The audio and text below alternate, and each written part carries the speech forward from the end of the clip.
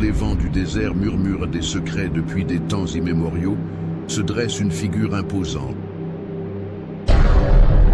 La tour de Babel, simple conte ou véritable événement historique. Ils mettent la relation sur des choses périssables.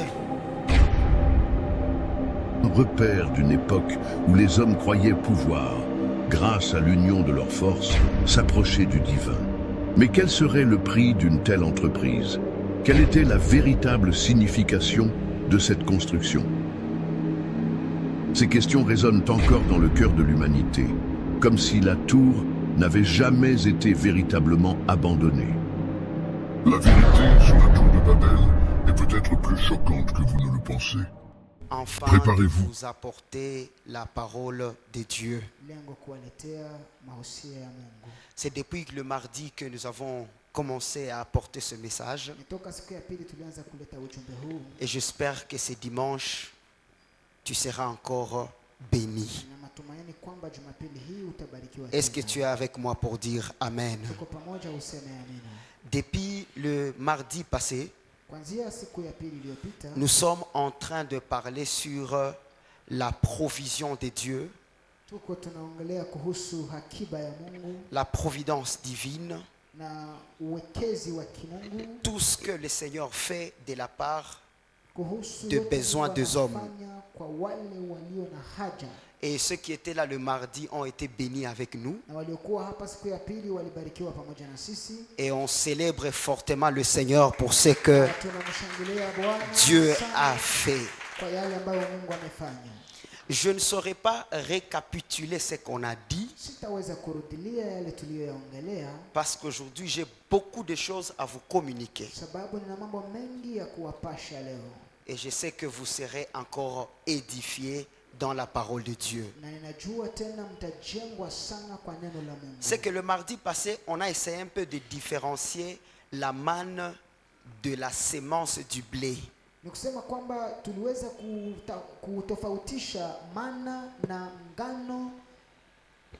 Et nous avons compris que le Seigneur donnait la manne à tout le temps qu'Israël était dans le désert. Et quand ils ont commencé à manger le pain des hommes, directement la manne a cessé de tomber. Et nous avons compris qu'un croyant ne vit pas selon la manne, mais il vit selon le pain. Parce que c'est dans le pain où il y a la bénédiction du Père. Et l'objectif de cela était de nous préparer, nous les chrétiens, à comprendre comment nous allons bénéficier de choses matérielles. C'est un point très capital par rapport aux chrétiens qui marchent selon la lumière des Écritures.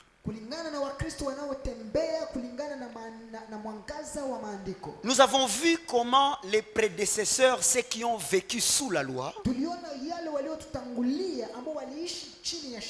les pratiques que Dieu leur a dit de faire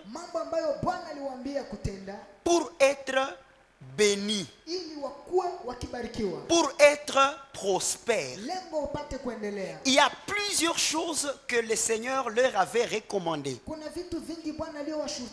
Et nous avons pris l'exemple du jeune homme riche.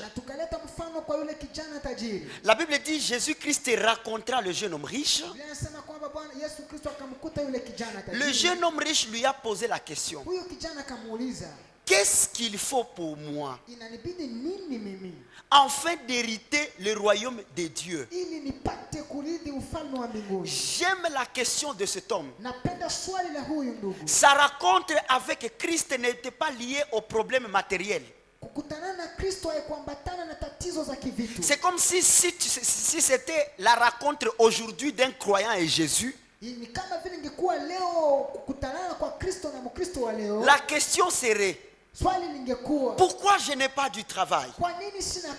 Pourquoi je ne me marie pas? Pourquoi la pauvreté? Parce qu'aujourd'hui, une chose caractérise les croyants, c'est le manque de choses. Et c'est ce qui nous stresse. Nous ne sommes pas stressés parce qu'on ne sait pas comment on ira au ciel. Nous connaissons. Nos stress ne sont pas liés aux maladies et à ces choses-là. Non. Nos stress, c'est parce que des fois, ce que la parole dit n'est pas compatible à ce que nous vivons. Certains ils connaissent la parole de Dieu, mais vivre matériellement c'est compliqué. Certains sont chassés même dans la maison. Difficulté d'étudier et autres choses liées au bien matériel. Et la question vient, est-ce que le salut veut dire vivre comme ça? Mais ce jeune homme riche, en rencontrant le Seigneur, lui n'a pas parlé de ces choses. Il lui a dit, dis-moi, comment je vais hériter le royaume? Jésus va lui dire, tu es appelé à obéir au commandement. Et la Bible précise, ce jeune homme dit à Jésus, dès mon enfance, j'obéis à tous les commandements. Et Jésus n'a pas discuté. Ça veut dire que cet homme disait la vérité. J'aime maintenant la deuxième réponse de Jésus. Il va lui dire vraiment, si tu veux maintenant hériter le royaume, va vendre tes biens et distribue aux pauvres. La Bible dit que ce jeune homme est devenu triste. En fait, la tristesse de cet homme n'était pas parce qu'il a désobéi, mais c'est parce qu'il voulait se détacher de son blé.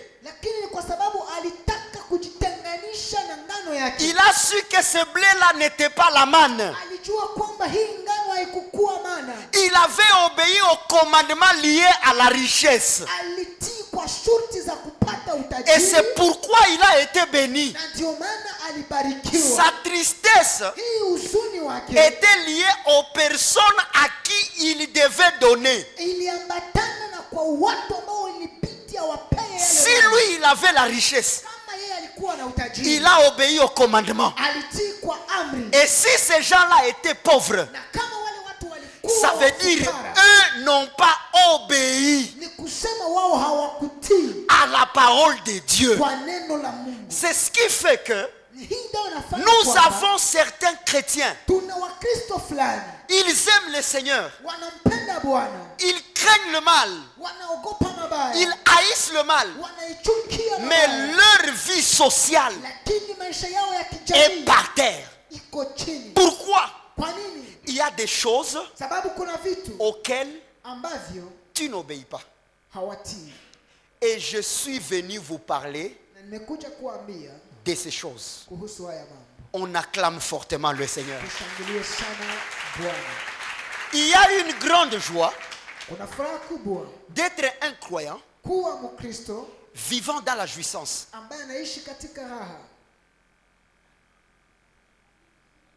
Vivant dans la jouissance. Merci beaucoup. Comment cela va se faire? Lisons la parole du Seigneur. Lisons la parole du Seigneur. 2 Corinthiens chapitre 9. Verset 9 à 10. La parole déclare, selon qu'il est écrit, il a fait des largesses, il a donné aux indigents. Sa justice subsiste à jamais. Celui qui fournit de la sémence aux semeurs et du pain pour sa nourriture vous fournira et vous multipliera la sémence et il augmentera les fruits de votre justice. L'Église dit Amen. Amen. Par ce verset, nous comprenons que pour les croyants, Dieu ne donne pas la manne. Mais il donne quoi? Il donne la sémence. Aide-moi à dire à ton voisin, Dieu nous donne la sémence. Aide-moi à dire à ton voisin, Dieu nous donne la sémence.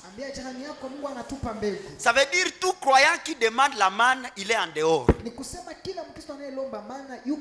Parce qu'on a compris, la parole a dit que la manne était une nourriture d'humiliation et d'épreuve.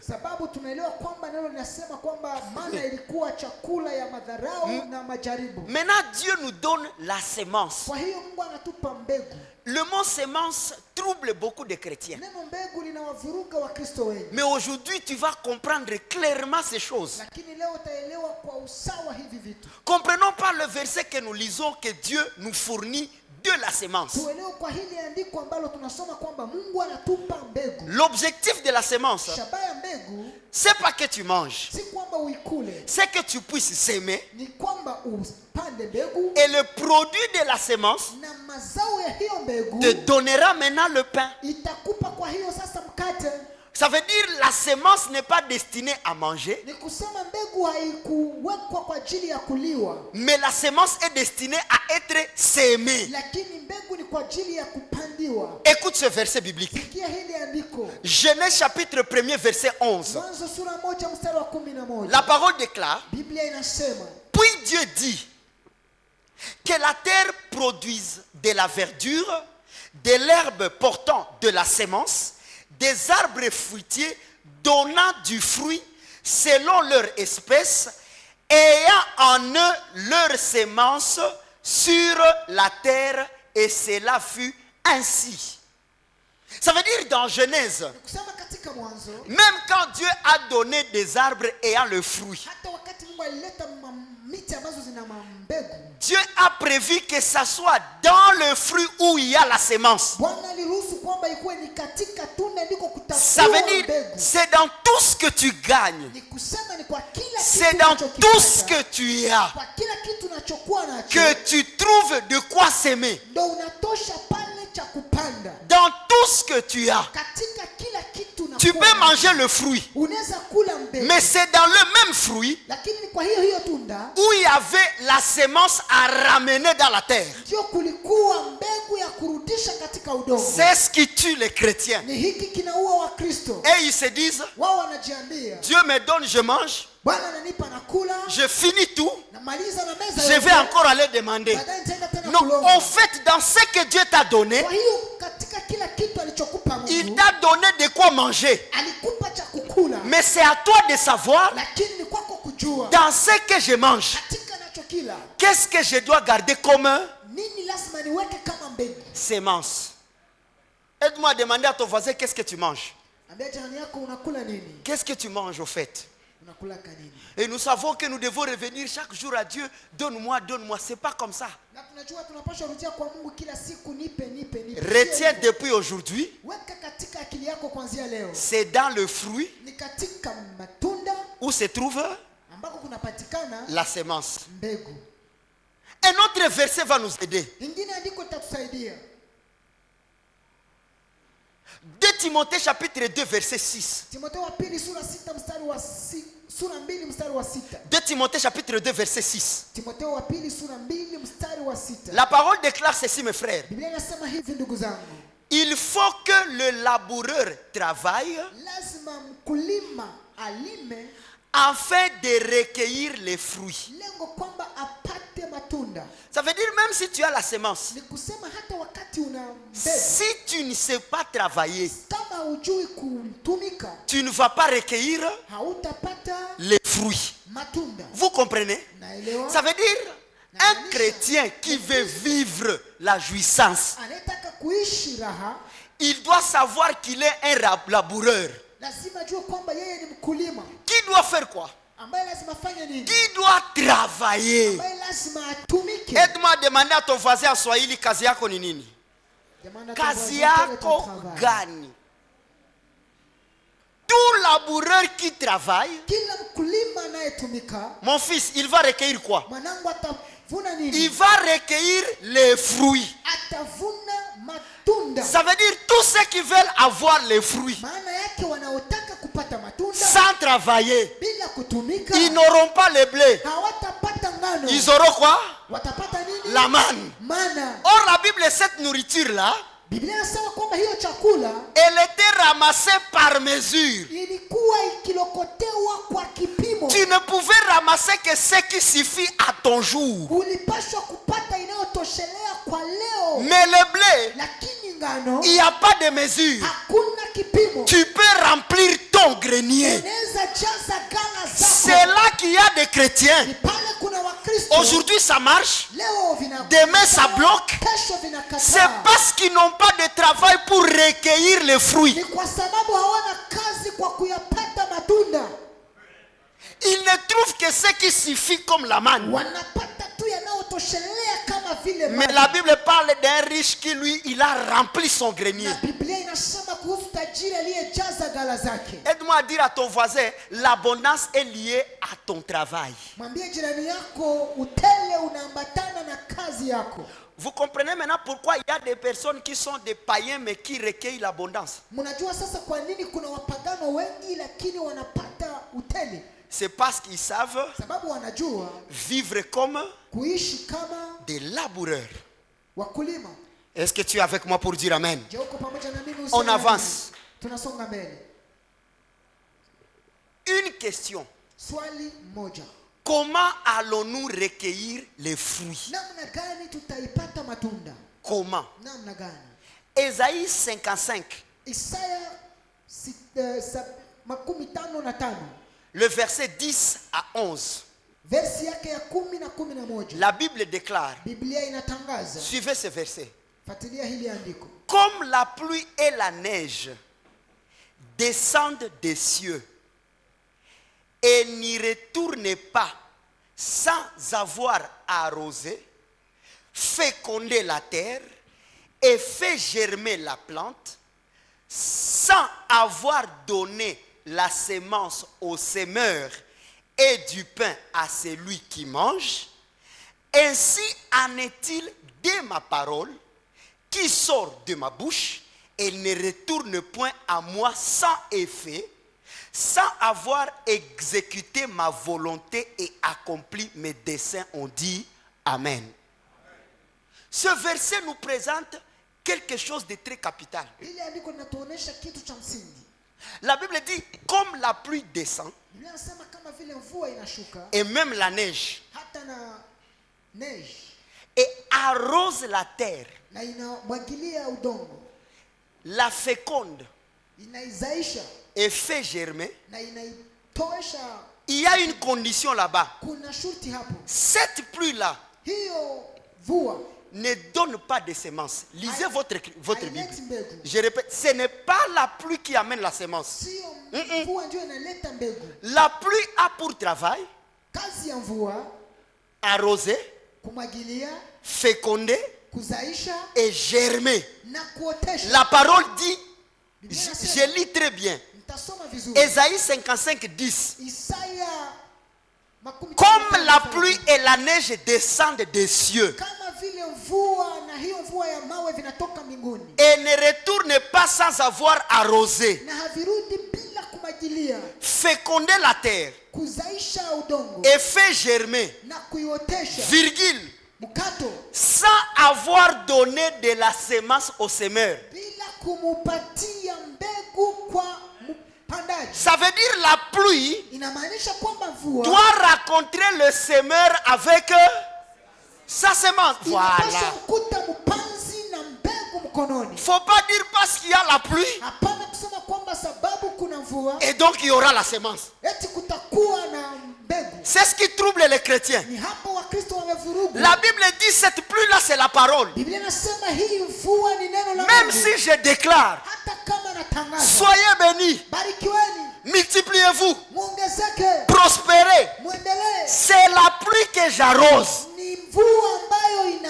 Ce n'est pas mes paroles qui vous donneront la semence. Mes paroles auront l'effet à celui dont il aura déjà... Ah, vous comprenez? Et là, les chrétiens sont derrière les mots des pasteurs. Derrière les impositions des mains. Derrière des prophéties. Tu vas construire. Tu vas faire ceci. C'est bon. C'est la pluie. Mais la question, est-ce que cette pluie donne la semence? La parole déclare non. Mais cette pluie aura de l'impact à toute personne qui a quoi? Qui a la semence. L'assemblée de ces dit amen avec moi.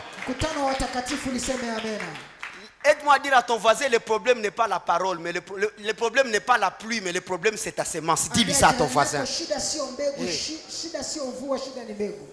C'est pourquoi un cultivateur, la pluie donne la valeur au champ. Mais pour celui qui ne cultive pas, la pluie ne vient qu'atténuer la poussière.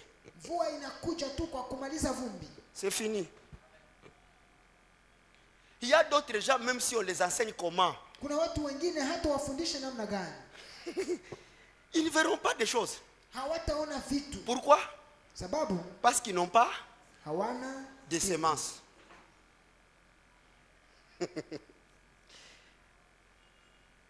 Question. Qui donne aussi la semence? Qui donne la semence sur laquelle la pluie va agir?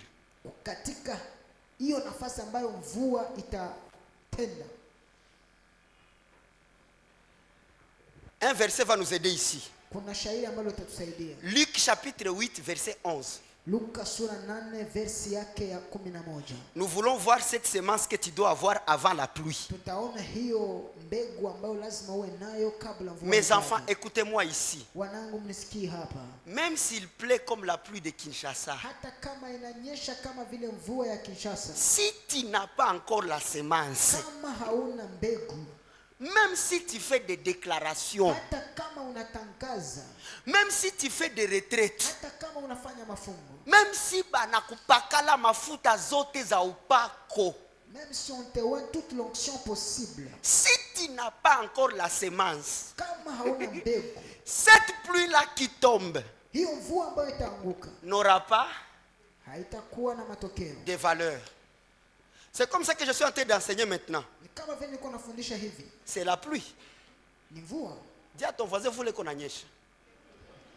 Mais question, cette pluie qui est en train de tomber, est-ce que ça t'a rencontré avec la semence? Là, les gens vont commencer à dire, ah, moi je suis licencié, moi j'ai travaillé. On ne va pas passer à côté. Écoutons d'abord la semence. C'est quoi? Luc chapitre 8 verset 11. Voici ce que signifie cette parabole. Mon fils, voici ce que signifie cette parabole. La semence, c'est la parole de Dieu. Les gens vont dire, mais il est en train de nous prêcher la parole. Donc la parole n'est pas la semence. Faites attention ici. La semence, c'est la parole de Dieu. Je répète, la semence, c'est la parole de Dieu. Répète avec moi. La semence, c'est la parole de Dieu. La parole de Dieu, c'est qui? C'est ça la question. Parce que la Bible dit, quand Christ a accompli sa mission, ça c'est le séminaire christocentrique 2000 du mois d'octobre, il a reçu un nom au-dessus de tous les noms. Au fait, Christ a été glorifié après sa mort. N'est-ce pas? Ça veut dire, le nom Jésus-Christ n'est pas son nom de gloire. Parce qu'on l'appelait Jésus-Christ avant sa mort. Mais il doit recevoir maintenant le nom de gloire après la mort. Et c'est là maintenant Apocalypse 19, 13 dit, quand il a été glorifié, il a reçu un nom nouveau. Ce nom nouveau là, c'est la parole de Dieu. Moi ici je vous donne la parole. Mais Christ est la parole de Dieu. Pour dire, même si nous vous enseignons et que tu n'as pas encore la sémence de Dieu qui est Jésus-Christ, tout ce que nous enseignons par rapport à la parole n'aura rien à féconder chez toi. Ça veut dire un croyant qui écoute les enseignements sans avoir d'abord Christ, il est semblable à une pluie qui tombe sur une terre sans semence. Voilà pourquoi les gens aiment des chambres de prière. Parce que là, ils vont prier pour la richesse. Ils vont déclarer des mariages. Ils vont demander beaucoup de choses. Ils vont appeler la pluie sans avoir la sémence. Voilà toi aussi. J'aime les choses des protestants. Gisi banaombaka mvula. Dont ils prient la pluie. Mais bile bya kokoka. Mais les choses là d'être sauvés. Sibitaki. Je ne veux pas. Une pluie sans. Vous abila mbegu.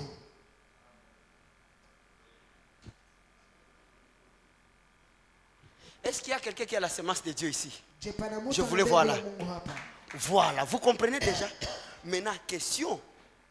Comment tu as la semence mais ça ne germe pas? Donc, le grand danger, ceux qui ont la pluie n'ont pas la semence. Et ceux qui ont la semence, et aussi n'ont pas la pluie.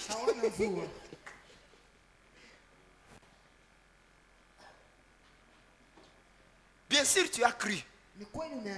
Mais où est-ce qu'on t'arrose? Où est-ce qu'on t'enseigne? Mais mon Christ. Mais qui t'arrose? Tu reçois quelle pluie? Et attention avec les pluies qui tombent en Égypte, ce sont des pluies de feu. Ça veut dire que ça ne vient pas féconder, mais ça vient brûler.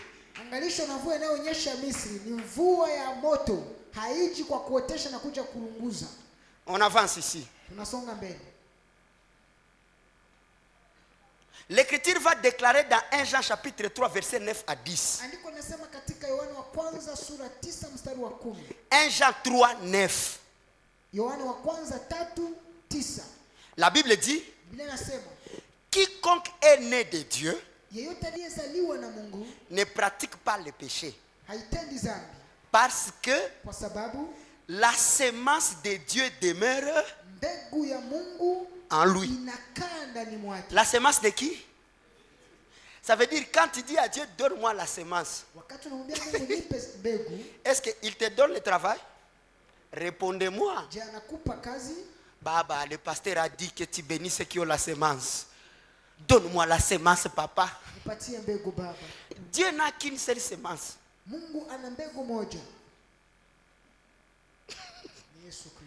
C'est Jésus. Donc quand tu dis à Dieu, donne-moi la semence, il va te dire, voici la semence. Question. Mungu anapana kazi. Dieu donne le travail. Munijibie. Répondez-moi. Vous voyez maintenant là où les choses deviennent compliquées. Dieu peut venir multiplier le travail que tu fais. Depuis qu'il a dit à Adam de cultiver la terre, il a fini avec le travail aux hommes.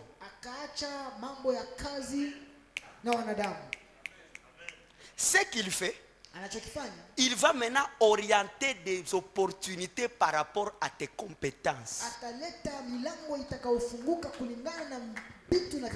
Maintenant toi, Seigneur, donne-moi un travail à la banque.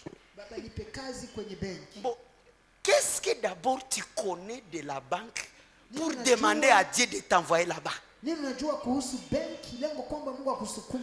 voyez les genres de prières qui ne sont jamais exaucées.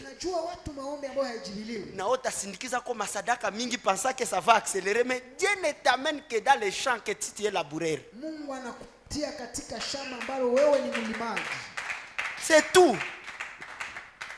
Tu connais l'informatique? Les opportunités viendront. Mais il ne faut pas dire, ceux qui travaillent à la banque sont riches.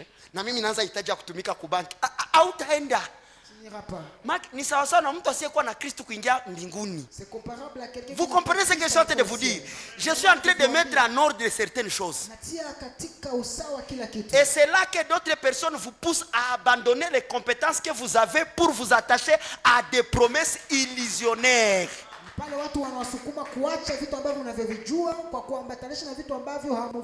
Arrête d'aller au marché. Toi tu es intercesseuse. Qui t'a dit ça? Que tu ne peux pas intercéder en allant au marché.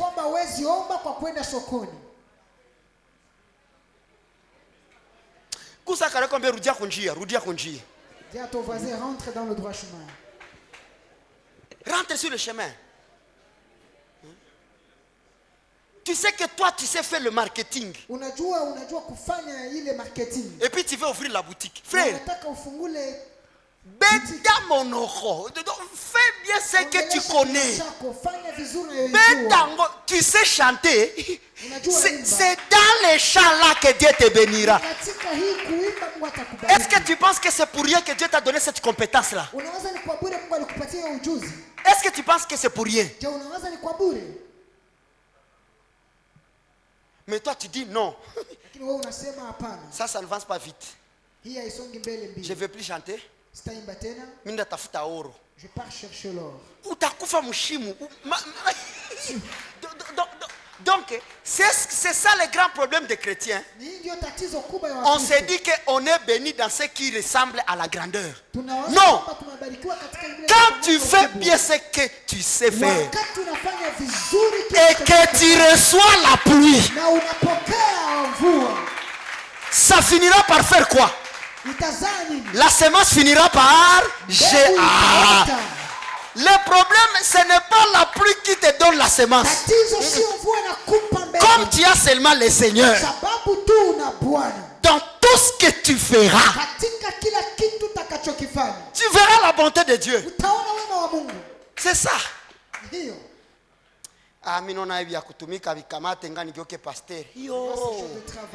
Yo kaka. Mon frère, tu veux mourir vite. Si tu penses que servir Dieu c'est le lieu de refuge de tout ce qui a échoué matériellement, ou kunjona kia kufa.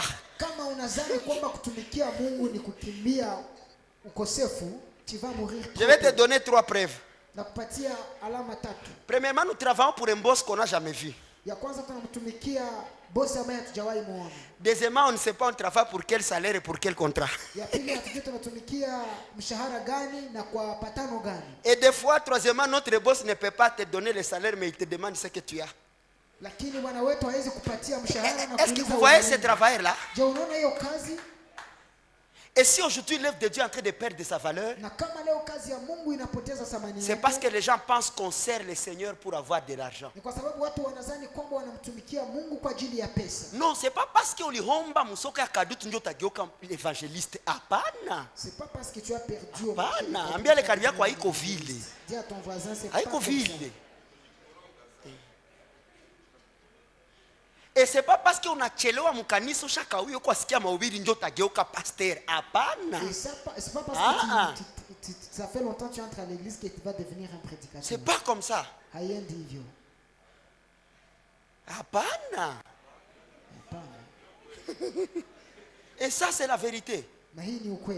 La semence que Dieu nous donne, c'est Jésus-Christ. Lui qui est la parole de Dieu. Maintenant, cette semence a sa manière de germer. Pour ne pas entrer dans la confusion, laissez-moi avancer. Pour ne pas entrer, pour ne pas entrer dans la confusion. ili tusiingie katika mchanganyiko. Qu'est-ce que la Bible dit de cette semence-là? Nini Biblia inasema kuhusu hiyo mbegu? 1 Pierre chapitre 1 verset 23. Petro wa kwanza sura 1 mstari wa 23.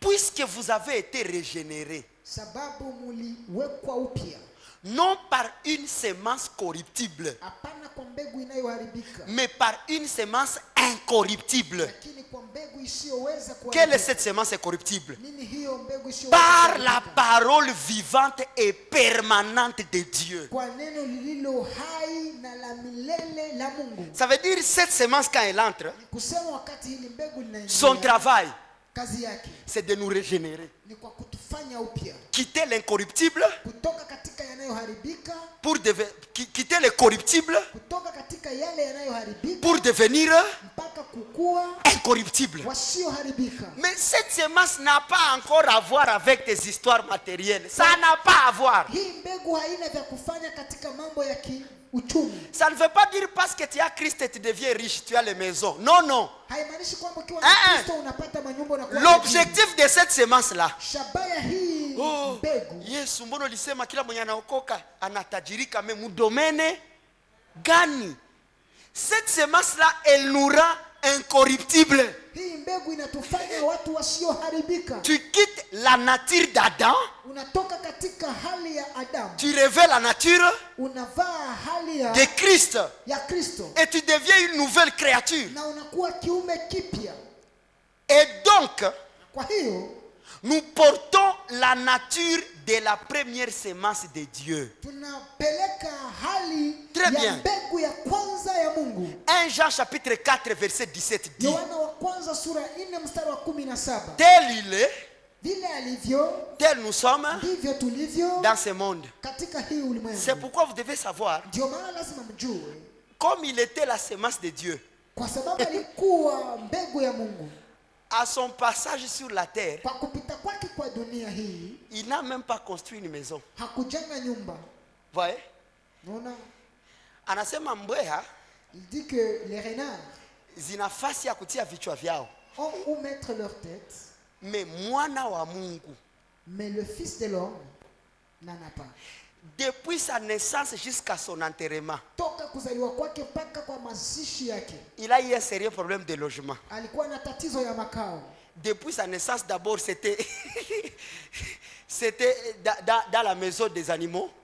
Kwa kuzaliwa kwake ilikuwa katika hori la ng'ombe, Et puis même à son enterrement, na kwa mazishi yake il a fallu que quelqu'un lui cède la tombe. Vous comprenez? ilibidi mtu amwachie kaburi lake. Ça veut dire, Ni kusema il n'était pas fils de Dieu pour avoir le matériel de ce monde. hakukuwa mwana wa Mungu kwa kupata vitu vya hii dunia. Et ceux qui deviennent comme lui, Na wale wanaokuwa kama yeye ils germent pour Dieu, mais pas pour le matériel. wanaota kwa ajili ya Mungu, lakini hapana kwa ajili ya vitu. C'est pourquoi tu peux être un bon chrétien, mais pauvre. Ndio maana unaweza kuwa Mkristo mzuri lakini mfukara. Et donc, toi qui as été sauvé pour penser que c'est une solution à la richesse, tu t'es trompé d'adresse. Ni kusema kwamba wewe ambaye uliokoka kwa kuzaliwa unapata suluhisho ya ukosefu Ah wako, oh, hello. umepotea njia.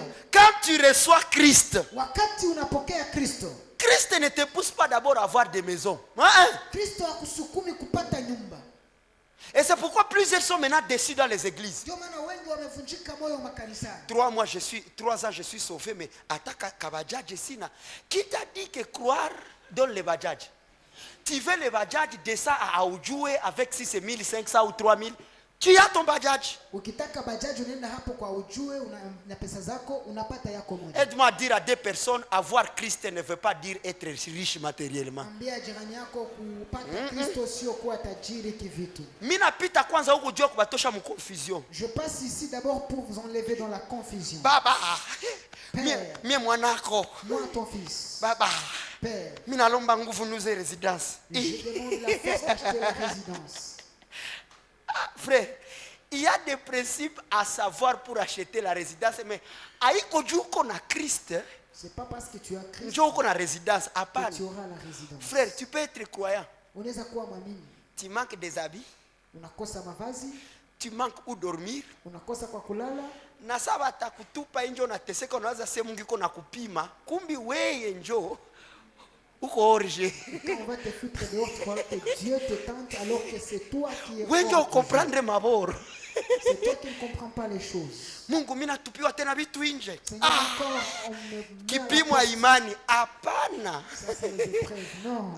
Haiko kipimo ya imani kuko ndio maboro yenye weye. Ce n'est pas les épreuves. Hauyayua. C'est toi qui n'as pas encore compris certaines choses. Oh papa. Mazarao ya bahere na kuheshimisha gani? La négligence de mon bailleur. Mungu ayue. Dieu ne connaît pas ces choses. C'est parce qu'il sait qu'il t'a préparé un règne. Ni kwa sababu anajua alikuandalia ufalme. Ces genres de choses, si on ne les dit pas, Tout tutalumia hapa. nous serons blessés. Paul était grand apôtre, mais il dit pour éviter ces choses, j'ai décidé nishone hema. Pourquoi? Paulo alikuwa mtume mkubwa lakini alisema alikubali kushona hema. L'évangile de la manne nous a détruits. Injili ya maana ilituharibisha. Na nyanganya, na kogota, frère. Bile vyoko nyanganya. Kwanza unanyanganya nani? Tu arraches à qui? Bile vyoko na kogota. C'est que tu tires. Binatoka wapi? Ça vient d'où?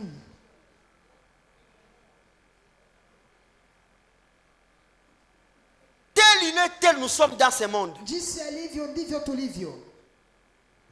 Si Christ était la sémence de Dieu, Kristo alikuwa mbegu ya Mungu, quelle est maintenant la deuxième sémence? nini basi mbegu la pili? C'est ici maintenant où intervient ce que tu veux entendre. Ni hapa ndiko inakuja sasa ile unataka kusikia. Tel il est, Jinsi alivyo tel nous sommes. ndivyo tulivyo. Christ Yesu Kristo est la sémence de Dieu, yeye ni mbegu ya Mungu, mais nous, lakini sisi nous sommes les semences de Christ. ni mbegu ya Kristo. Lisons les Écritures, tu vas maintenant comprendre. Tusome maandiko utaelewa. Matthieu chapitre 13, Mathayo 13 verset 36. mstari wake wa 36. La Bible dit, Biblia inasema alors il renvoya la foule et entra dans la maison. akatuma umati. Ses disciples s'approchèrent de lui et dirent, explique-nous la parabole des livrets du champ. Vous comprenez? Il répondit, Jésus répondit, celui qui sème la bonne sémence. Vous voyez? Jésus-Christ est la sémence de Dieu, mais nous sommes la bonne sémence. Nous ne sommes pas seulement la sémence, nous avons la bonne, parce que même l'ivraie est une sémence. Écoutez bien ici, nous toquons mon confusion. Celui qui sème la bonne sémence, c'est le Fils de l'homme. Le champ, c'est le monde. La bonne sémence, ce sont les fils du royaume. Eh oh! Est-ce qu'il y a une semence qui est venue ici ce matin? Merci. Livrés, ce sont les fils du malin. Première chose à retenir, si nous sommes des champs, Dieu lui, il a semé sa semence. En qui? Dans les hommes. Mais maintenant, Christ lui, il va semer sa semence dans le monde. Et là, il y aura deux types. Il y aura la mauvaise semence et il y aura la bonne semence. Qui est la mauvaise semence? C'est l'ivraie. Qui est ivraie? C'est tout fils du diable. Qui est fils du diable? Est-ce que c'est le sorcier? Est-ce que c'est le voleur? Le fils du diable, c'est tout homme sérieux, tout homme bon, mais qui n'a pas Christ. Point barre. Même si tu es bon, mais tu n'as pas reçu la semence de Dieu, tu es une semence du malin. Wangapi wameacha mbegu za shetani kuota katika shamba zao hapa? Wangapi? La bonne semence, c'est le fils du royaume. Salut ton voisin, dis-lui tu es la bonne semence.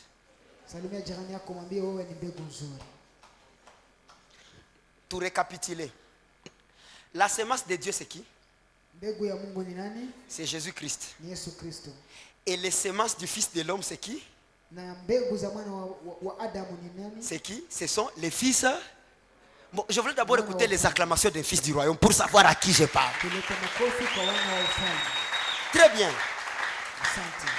Touche ta poitrine, dis-toi, je suis une bonne semence. Vous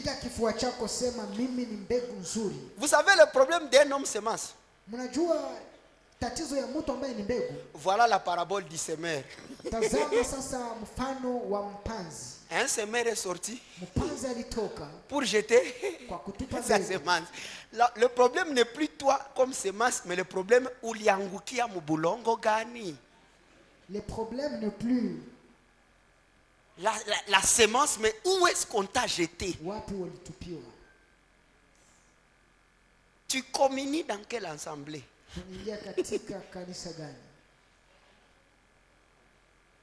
Je vais y arriver. La bonne semence vient du Fils de l'homme. Tu ne deviens pas bonne semence parce que tu pries. Tu ne deviens pas bonne semence parce que tu offres à l'église.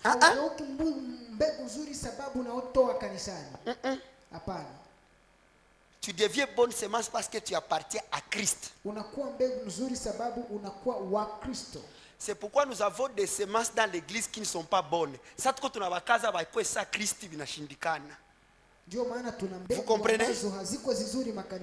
Quand on les force de devenir de Christ, ça devient difficile. Que tu sois blé, que tu sois ivré, comme tu es seulement une semence, quand il y a la pluie, tu dois germer. C'est pourquoi quand j'ai enseigné la grâce,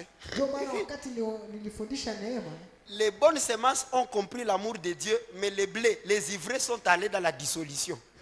Vous comprenez? Qui comprend ce que je dis là? Ça c'est fort.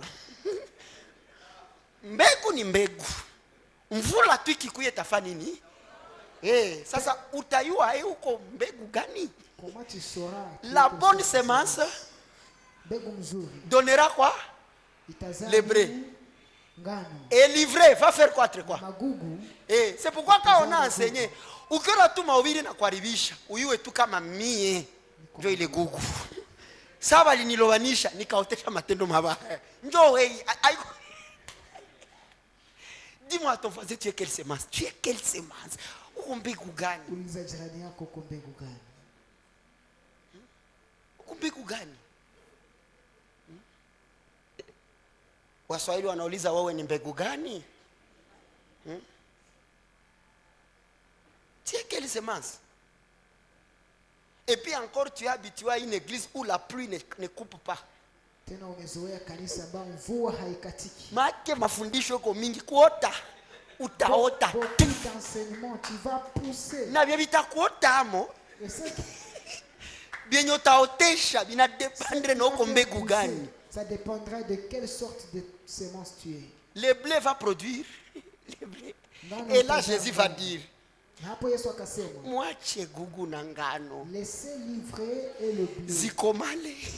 Grandir ensemble. Ça veut dire haiko kukawia mu Kristo ndio nakufa kuwa mu Kristo. Unaweza kuwa tu lugugu le waliacha tu mshamba. Nalo lunakunyele mavitamine. Meni lunini papa apotre. Lugugu. Ndio watu watazouliza sasa bwana, mbona ulipanda mbegu njema, hii mbegu mbaya imetoka wapi? Bwana wa shamba kajibu, le Seigneur du champ répondit, ni shetani amepanda ile. Il a semé ça aussi. Ça veut dire yawezekana pia shetani asukume washiriki katikati yetu. Donc c'est possible que le diable envoie de banana sasa na gugu. Tiens maintenant livré.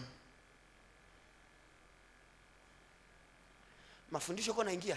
Est-ce que l'enseignement entre? Regarde ton voisin avec amour. Regarde-lui, regarde. Usimsikie haya, regarde-lui. Mwambie ngano mwenzangu, tutoe matunda mema.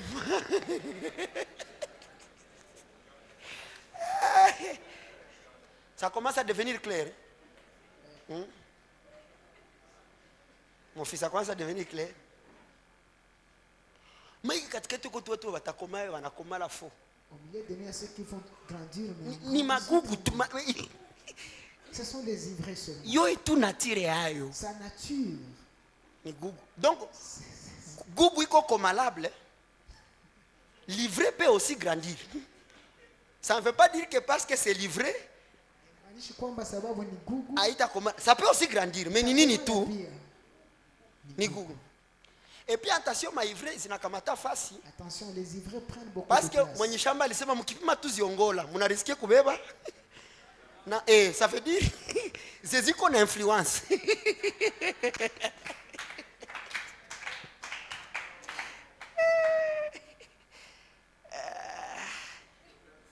Bon, hivi tu visikukwaze huko ngano, huko kasikia nini? Dieu unaanza naangalia macho huruma. Est-ce que nikwambia kwa gugu? Usha recevoir semence de Dieu, hauwezi kuwa tena gugu.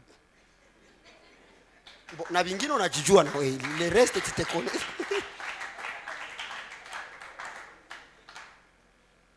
Écoute ce que dit Romains chapitre 7 verset 4. De même, mes frères, vous aussi vous avez été, par le corps de Christ, mis à mort en ce qui concerne la loi, pour que vous apparteniez à un autre. Ça veut dire que Christ était mort pour que tu appartenir à quelqu'un d'autre, pour que nous appartenions à Christ, à celui qui est ressuscité des morts, afin que nous portions des fruits pour Dieu.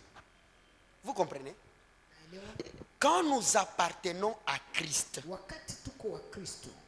devenant une bonne semence, nous portons maintenant le fruit pour qui? Pour Dieu.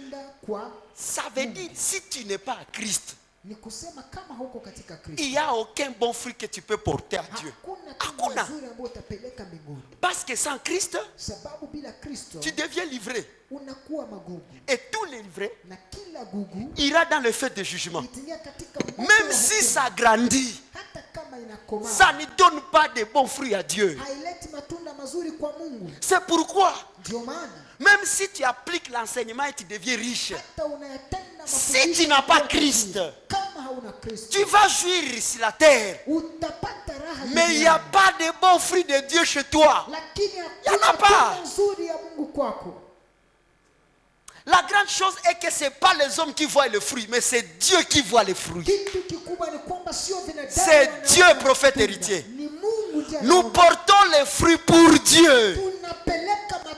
Mais pour que ces fruits-là soient agréés, tu as quelle nature? Tu dois être une bonne semence. Touche ta poitrine, répète avec moi, Seigneur Jésus. À cause de toi, je vais être une bonne semence et produire de bons fruits pour Dieu. Et tu finis en disant Amen. Amen. On avance.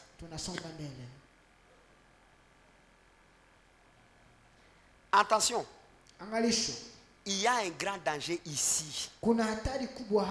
Même quand j'étais en train de préparer l'enseignement hier vers 1h du matin, j'ai mis des attentions. Il y a un danger ici. Nous sommes la bonne semence, mais les champs, c'est le monde. Vous comprenez? Une bonne semence, mais plantée où? Dans le monde. Quel danger! Or la Bible dit le monde c'est le mal. Ça veut dire nous sommes les biens pour triompher les mal. Qui comprend? Nous sommes des Abel qui doivent triompher les Caïens. Vous comprenez? Vous comprenez ce que je suis en train de dire? Nous sommes la bonne semence, mais j'étais planté dans le monde. La Bible dit d'abord, tel il est, tel nous sommes dans le monde. Nous devons ressembler à Christ où? Où? Est-ce que vous savez ce que vous êtes en train de répondre? Deux. Matthieu 13, 38. 13, 38. Le champ, c'est le monde. La bonne sémence, ce sont les fils du royaume. 3. Jésus-Christ lui-même aussi, il va dire. Jean 17, 15. Il est en train de prier pour nous à son Père. Écoute ce que Jésus dit. Je ne te prie pas de les ôter du monde. C'est pourquoi le tombé va s'y arracher. Va s'y arracher kwanza kitu. Baache biko mali muduni. Je ne te prie pas de les ôter du monde, mais de les préserver du mal. Wow. Ça veut dire, quoique nous sommes dans ce monde, mais nous devons être préservés du mal. Ils ne sont pas du monde. Pourquoi nous ne sommes pas du monde? Comme moi je ne suis pas du monde. Vous comprenez? Nous sommes du royaume de Dieu parce que nous avons Christ. Mais plantés dans le monde, sanctifie-les par la vérité. Ta parole est la vérité. Écoute maintenant le verset qui suit. Comme tu m'as envoyé dans le monde, je les ai aussi envoyés dans le monde. Ces fruits que nous portons à Dieu doivent changer les habitants du monde. Doit changer les habitants du monde. Faut pas dire Baba nataka rudi nyumbani. Je vais rentrer à la maison. Enlève-moi de ce monde. Jésus-Christ n'a pas dit qu'on t'enlève. Il faut que tu sois dans le monde afin de porter les bons fruits pour que les ivraie deviennent le blé.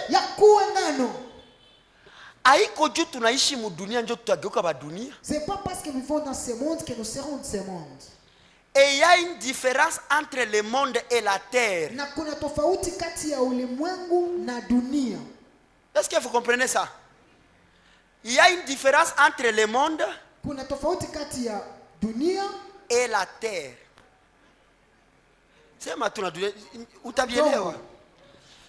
Dieu n'a pas créé le monde.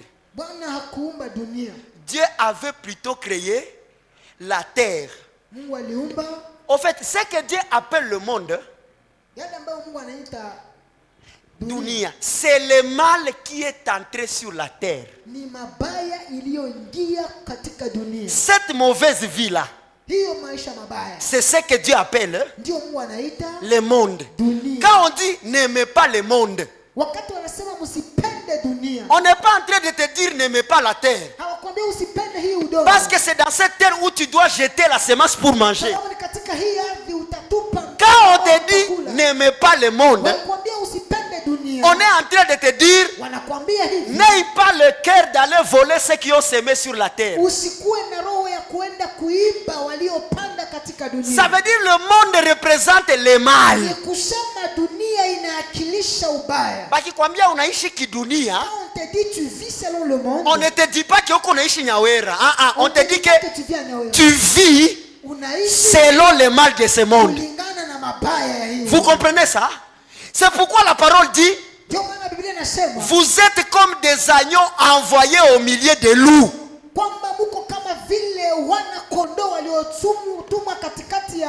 Les loups là, c'est ça le monde. C'est pourquoi la Bible dit n'aimez pas le monde et ce qui est dans le monde. Vous comprenez, ce qui est dans le monde c'est quoi? L'orgueil de la vie, la convoitise des yeux et la convoitise de la chair. Qu'est-ce que watakwambia usipende dunia? Acha kusema kukanisa watukataza vya kusoma sana. Nani alisema vile? Ne pas aimer le monde ne dit pas on vous a défendu d'étudier. Non. Usipende dunia ndugu yangu. N'aime pas le monde mon frère. Mon frère, tu aimes les choses du monde.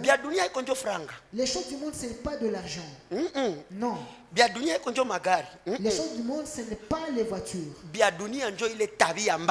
Les choses du monde, ce sont les mauvais comportements. C'est maintenant Kwa hiyo, là que vous devez comprendre. Quand on te parle du monde, aussi définir sa science. Ne les définit pas selon la science. Quand la Bible dit, ils sont dans le monde, ça veut dire nous vivons au milieu du mal. Mais Dieu doit nous garder de ce mal. Comprenez maintenant la prière que Jésus avait dit. Notre Père qui es aux cieux, que ton nom soit sanctifié, que ton règne vienne, que ta volonté soit faite sur la terre comme au ciel. Donne-nous aujourd'hui notre pain de ce jour. Pardonnez nos offenses comme nous pardonnons aussi à ceux qui nous ont offensés. Ne nous soumets pas à la tentation, mais délivre-nous du mal. Voilà, nous sommes dans le mal, dans le monde, mais Dieu nous préserve du mal. Qui vient de qui? Ce mal vient du malin. Vous comprenez? Le mal, ça vient du diable. C'est la corruption du diable. Tu es avec moi, tu dis Amen. Ici, pour que nous soyons maintenant la bonne semence, mais vivant au milieu du mal, il faut maintenant être sanctifié chaque jour. C'est pourquoi Jésus a dit, comme ils sont dans le monde, sanctifie-les par ta parole. Wow. Ça veut dire ukikuwa mbegu mzuri dans le monde, quand tu ne te sanctifies pas, tu finiras par être attiré par le mal qui est dans le monde. Et comment est-ce qu'on nous sanctifie? C'est en écoutant la parole. C'est pourquoi un chrétien qui vient écouter chaque jour la parole, il garde sa bonne nature par rapport au mal du monde. Ce n'est pas la prière qui t'aide, mais c'est la parole de Dieu. Est-ce que tu es avec moi pour dire Amen? Je vais bientôt finir la première partie. C'est là que 1 Pierre chapitre 2 verset 2 va dire: désirez comme des enfants nouveau-nés le lait spirituel et pur, afin que par lui vous croissiez pour le salut. Lorsque on te sanctifie, c'est comme un enfant à qui on donne le lait. Et lorsque l'enfant prend le lait, il commence à grandir. Vous comprenez? Un chrétien qui ne grandit pas, il se verra faible face aux tentations du monde. Même si tu fais quoi, tu te retrouveras faible. Maintenant, comme nous aussi nous sommes des semences, la parole dit dans Ésaïe 55, on l'a lu, comme la pluie descend,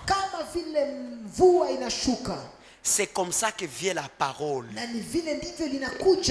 Pour faire quoi? 3 choses: arroser, germer et quoi autre? On l'a lu, Ésaïe 55. La Bible dit ceci: comme la pluie et la neige descendent des cieux, il n'y retourne pas sans avoir arrosé, fécondé et germé. Toi aussi, en tant qu'enfant de Dieu, ici ça devient délicieux. Tu dois être arrosé, tu dois être fécondé, pour que tu fasses quoi? pour que tu puisses germer. Est-ce qu'on peut germer sans avoir été arrosé? On peut être fécond sans avoir été arrosé. Écris maintenant un. Que veut dire être arrosé? Quand la parole de Dieu t'arrose, ça veut dire quoi? Écoute ce passage. Ésaïe chapitre 27 verset 3. C'est à ce point ici où je vais m'arrêter. La Bible dit, Ésaïe 27, 3. Écoutez, moi l'Éternel, qui parle? Moi l'Éternel, j'en suis le gardien. Il est le gardien de quoi? Je l'arrose à chaque instant, de peur que l'on ne l'attaque, nuit et jour, je la garde. On parle d'une semence. Dieu dit, moi je suis le gardien de la semence. Mais pour garder cette semence, je ne viens pas rester à côté de la semence. C'est pourquoi Christ n'est pas resté à côté de nous, il est rentré. La seule manière de garder cette semence, c'est de faire quoi? C'est seulement arroser. Ça veut dire quand une semence est arrosée, chez Dieu la semence est gardée. Même si on l'attaque, cette semence ne sera pas détruite. Pourquoi église? Parce que la semence a été arrosée. Est-ce qu'on a vu qu'on a sema? Est-ce que tu sais de quoi tu parles? Ukisha comprendre le verset, quand tu comprends cette hauna ta version hauna ta besoin kufanya maombi ya ukingo. Tu n'auras pas besoin de faire la prière de protection. Parce que au lieu de faire la prière de protection, il faut aller seulement dire arrosez-moi. Parce que ce qui est arrosé est gardé par qui? Na Mungu. Ça veut dire Dieu nous garde en nous arrosant. Parce qu'il connaît que la semence sera attaquée. Est-ce qu'on va attaquer les sorciers? Est-ce que nous avons besoin de tuer les sorciers pour qu'on soit en sécurité? Non, non. Nous avons seulement besoin d'être arrosés. Salut 3 personnes, dis-le. Sois arrosé et tu seras protégé. Point barre. C'est tout. Une autre manière de dire, Papa Roland, si tu as une semence et tu n'es pas arrosé, qu'est-ce qui arrivera à ça? Tu seras attaqué. Voilà pourquoi quand on enseigne, oh la sorcellerie ne peut pas toucher un chrétien, les gens disent, ah, bon, mais comme Christ, ça, mais moulongeli ni kamata. Bien sûr, tu as une semence, mais tu n'as pas été gardé. Comment je n'ai pas été gardé? Parce que les anges sont là. Hey, nous, être gardé ne veut pas dire les anges. Nous, être gardé, c'est être arrosé. Dieu, tu vois le goût de maandiko itatufasiria make mambegu zote muzazi kwa arrosé. Toutes les semences qui ne sont pas arrosées, achana na balozi, arrête les sorciers. Tout ça va t'attaquer. Quand ils vont t'attaquer, comme tu n'es pas arrosé, sababu ukumwagiliwa, banakuongoa. Ils vont t'arracher. Unasikia sasa balozi mkanisa walikula mchungaji. Le mchungaji n'a pas été.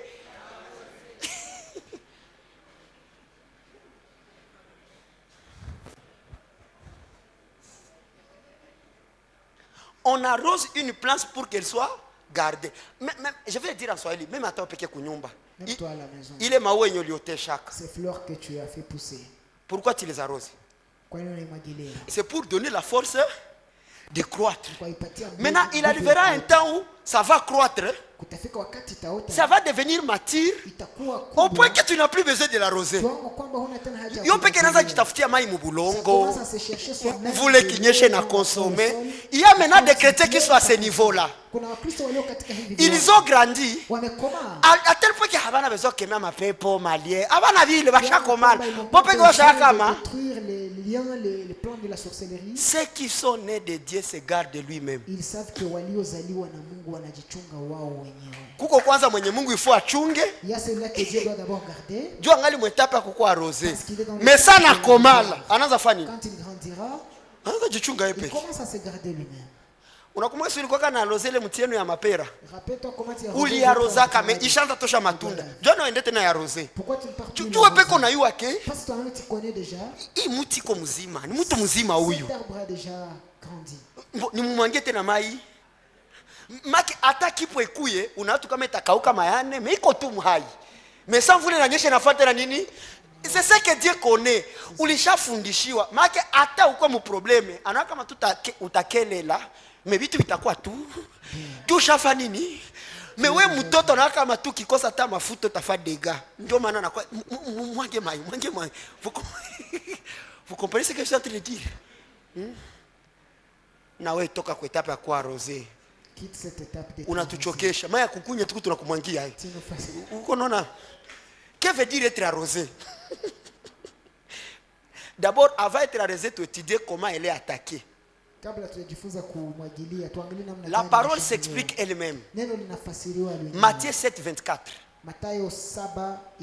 C'est pourquoi, écoutez, c'est pourquoi quiconque entend ces paroles que j'ai dit et les met en pratique sera semblable à un homme prudent qui a bâti la maison sur le roc. Comment est-ce que la semence sera attaquée? La pluie est tombée, les torrents sont venus, les vents ont soufflé et se sont jetés contre cette maison. Ici, quand on parle de la maison, on voit quoi? On voit la semence. Cette semence qui est toi. La Bible dit tu es la maison de Dieu. Ça devient facile à comprendre, non? La Bible dit ça va se jeter comme sur cette maison. Elle n'est point tombée parce qu'elle était fondée sur le roc. Wow! Ça veut dire arroser une semence, c'est construire une maison sur un roc. C'est être un chrétien assis sur le fondement. Ce n'est pas encore clair, tu vas comprendre. Quand on parle d'arroser, ça veut dire affermir les croyants.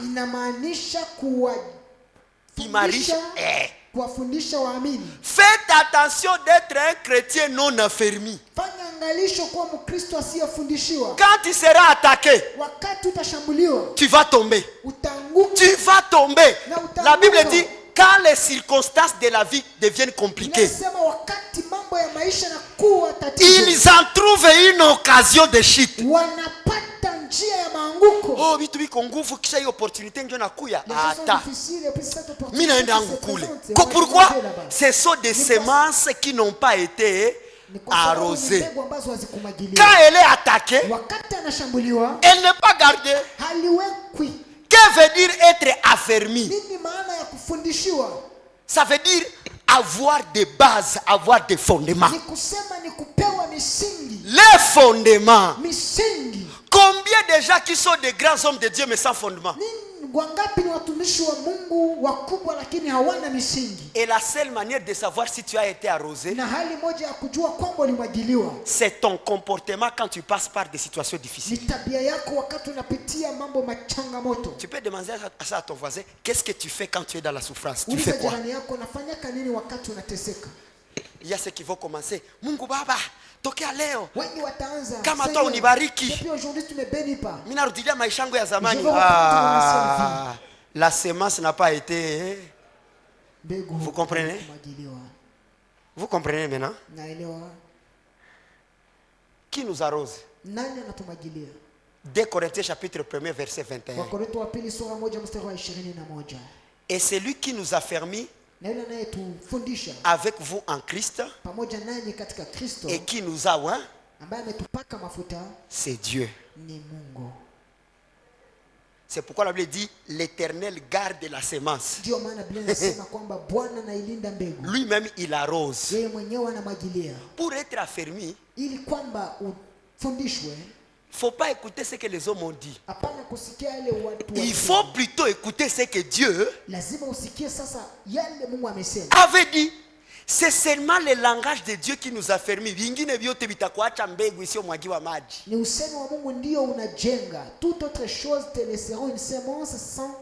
Comment être protégé contre la sorcellerie?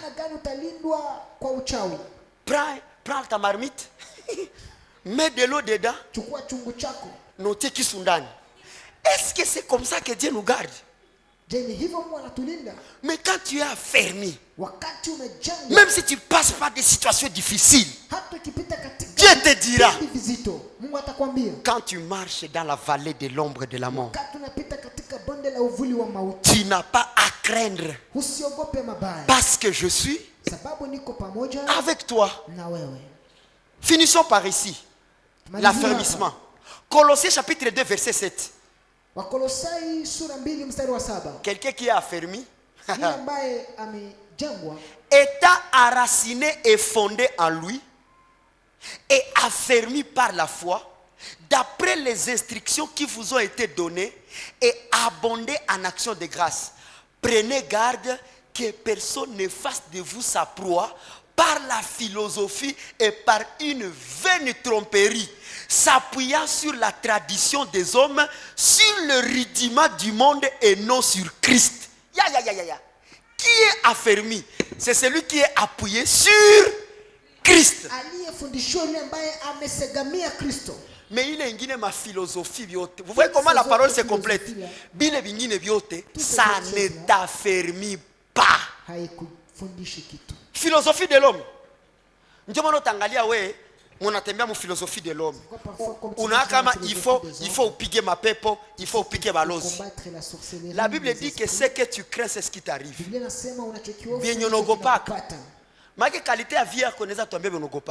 Donc la qualité de ta vie peut nous dire ce que tu crains.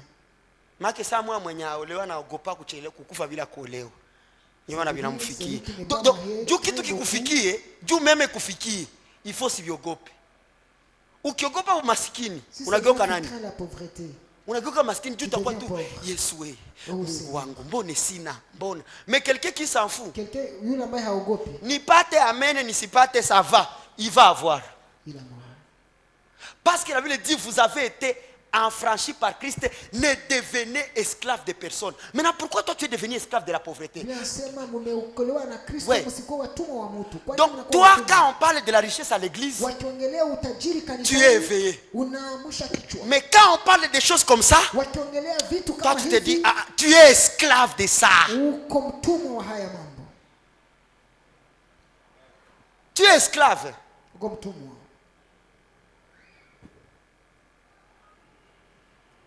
2 Thessaloniciens chapitre 3 verset 3. Le Seigneur est fidèle. Il vous affermira et vous préservera du malin. Le Seigneur est fidèle. Il vous affermira et il vous préservera du malin. Ça veut dire quand tu es affermi, le malin ne peut pas faire quoi? Il ne peut pas te toucher. Finissons par ces versets. 1 Pierre chapitre 5 verset 10. Les dieux de toute grâce qui vous a appelé en Jésus-Christ à sa gloire éternelle, après que vous auriez souffert un peu de temps, vous perfectionnera lui-même,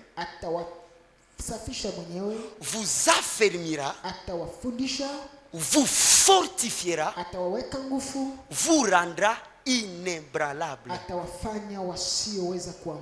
Celui qui est affermi, il est inébranlable. Tu es avec moi pour dire amen.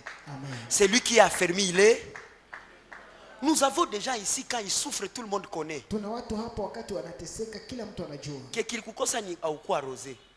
Mais il y a d'autres ici, ils souffrent, mais ils sont kimia.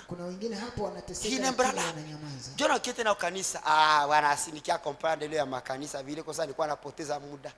Acha nitafute vie. Tu n'as pas été arrosé. Wewe mwa kanisa, kesho mwa hii. Kesho yake mwa hii. Kesho yake mwa mwisho yake unafungula bibi kushindaka. Et à la fin tu ouvres ce qui te semblait difficile. Un chrétien est inébranlable. Papa, j'ai un jeune garçon ici. Au niveau des 6e primaire, il commençait déjà à se payer les études. Alors qu'il a sa maman et il a son père. Mais en 6e, il a commencé à se payer les études jusqu'à ce qu'il a fini le diplôme d'état. Na alishapata buchuruzi ya kufungula kenkaeri. Ujulize, mais ouais, baba kwa kusomeshaka, baka kulipia diplôme. na wakakupa mutai me hauyaendelea me mwenye anapiga tu kichwa bajua kali. Mwanaume anapambana mpaka kwenye anafika leo. Vous savez ce qui lui a aidé? C'est l'enseignement. Il a été arrosé. Il a été arrosé.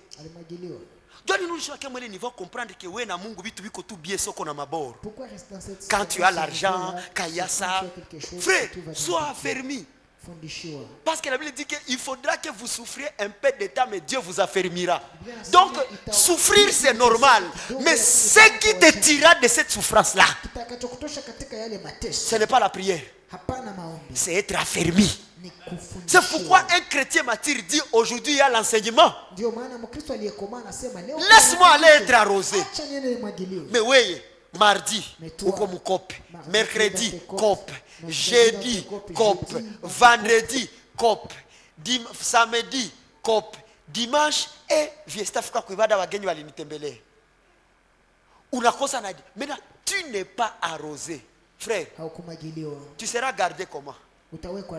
C'est pourquoi tu vas voir, même quand tu es déçu de la vie, comme les jours que le prophète héritier a prêché, les gens sont sortis ici avec la joie. Et j'attends mon 40e chapitre. C'est une pluie qui est tombée sur une semence. Quand ça t'a arrosé, ça t'a affermi, tu es devenu inébranlable. Unake veut dire être inébranlable. Ça veut dire même si on pousse la maison, comme elle est bâtie sur le roc, les circonstances vont taper de partout. Mais inébranlable. Combien de personnes parce que walihomba walikufa na tension. Kisha uko napenda Mungu akupe franga na uyakuwa na uwezo kuzikomalisha. Sisi tahombo na kufa. Il faut kwanza na kurandre inébranlable juu yue kama zikiendelea po nani hombe po meuko tu baba nipe atakuguse hivi anakutana ya ona huyu angali matete Simoni ndio akamwambia wewe hautaitwa tena Simoni utaitwa nani Kefa. Ndio aliwa kama akiendelea tu na majiwe na matete kila vaa yenye tapita ni mesali mugeuza lijiwe papa ata tampete ipite lijiwe na kwa tu pale hivi na humo mko mawe ninawajua mawe wenzangu mawe maki hata vitu vipite hata haiko juu tunateseka ndio tuongeza masafari kumilima buma nyimbo wa mauzuni kuna yule najua Bwana anate ushakia tandika murago kwa kanisa ushavimba macho sambaraga walipiga analia baba yo huyu anakosa nini affermissement.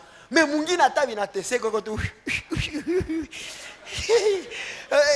mbona hata kufa wewe hakuna shida kaburi zingali nafasi mbona vikamate vitadaka tu siku moja we maisha na kushinda wewe pekee unaniambia vinanishinda nifanye nasema nakuuliza uko nenda wapi mwambie hata sijue donc toi dis-toi je suis inébranlable. On ne rentrera pas à ce qu'on a vomi parce qu'on souffre. Jamais. Lève la main, déclare je suis inébranlable. Tumejengwa juu ya jiwe. Battu sur le roc. C'est pourquoi mnahama mnaenda mwingine makanisa mnafinire kurudi. Mwanawaambia kama muende hatujui. Mwanawaambia mrudie hatujui. Problema ikwake wewe, probleme huko nyumba ya Mungu, ifo tu ibaki kwa kuko nini? Lijiwe.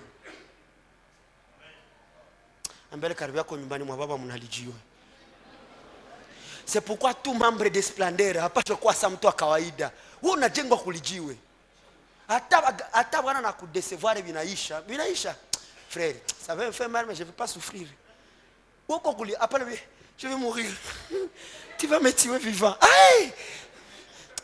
Acha kulialia, kaza moyo bwana. Bwana unajua kuongoza huduma sasa ni blagi. Nijiwe kuko sura fikora naambia Mungu, est-ce que je yawezekana upatie kwa mwingine? Tuna sentir que ça bloque. Tu es dans une famille, ceux qui sont dans le mal, ils sont aimés par les parents. Mais toi qui aimes Dieu, wewe ndio unapigiwa vita. Ne sois pas inébranlable. Sois inébranlable. Kaza Bwana, Kaza. Sois fort. Kaza. Sois fort. Sois affermi. Courbe ta tête là où tu es. Courbe ta tête là où tu es. Sois affermi, Kaka. On va faire seulement une prière. Seigneur, je ne veux pas lâcher.